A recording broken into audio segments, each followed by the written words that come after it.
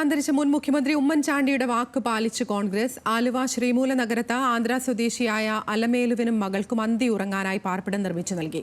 അംഗപരിമിതരായ അലമേലുവും മകളും വർഷങ്ങളായി വാടകയ്ക്കായിരുന്നു താമസം.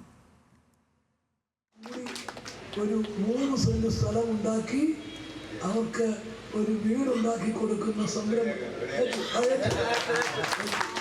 ഒരു വളർന്നു വരുന്ന പെൺകുട്ടിയുടെ അമ്മയുടെ വേദനയും പ്രയാസവും ഒക്കെ ഈ കത്തിനകത്ത് കാണാൻ സാധിക്കും.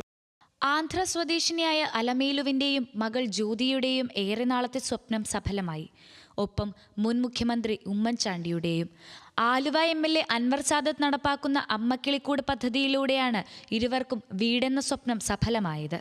2019 ജൂലൈയിൽ കൊണ്ടോട്ടിയിലെ ഒരു പൊതുപരിപാടിയിൽ പങ്കെടുക്കുമ്പോഴാണ് ഉമ്മൻചാണ്ടി അലമേലുവിന്റെ ദുരവസ്ഥ അറിയുന്നത്.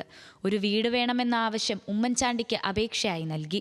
അപേക്ഷ വായിച്ച ഉടൻ ഉമ്മൻചാണ്ടി സ്ഥലം വാങ്ങുന്നതിനായി 1 ലക്ഷം രൂപ നൽകാമെന്ന് അറിയിച്ചു. സ്പോൺസറെ കണ്ടെത്തി വീട് നിർമ്മിച്ച് നൽകാമെന്ന് അൻവർ സാദത്ത് MLAയും ഉറപ്പു നൽകി. അപ്പയുടെ സ്വപ്നം ഇന്ന് പൂവണിഞ്ഞിരിക്കുകയാണ്. എല്ലാവരോടുള്ള നന്ദിയും കടപ്പാടും ഈ അവസരത്തിൽ രേഖപ്പെടുത്തുകയാണ്. 30 വർഷം മുൻപാണ് അലമേലു കേരളത്തിലെത്തിയത്. ആക്രി സാധനങ്ങൾ ശേഖരിച്ച് വിൽക്കലാണ് ജോലി. നിർധനരായ അമ്മമാർക്കും മക്കൾക്കും അടച്ചുറപ്പുള്ള വീട് ഉറപ്പാക്കുന്ന പദ്ധതിയാണ് അമ്മക്കിളിക്കൂട്. പദ്ധതിയുടെ 54ാമത് വീട് കൈമാറിയതോടെ സന്തോഷത്തിലാണ് അലമേലുവും കുടുംബവും. ന്യൂസ് മലയാളം, കൊച്ചി.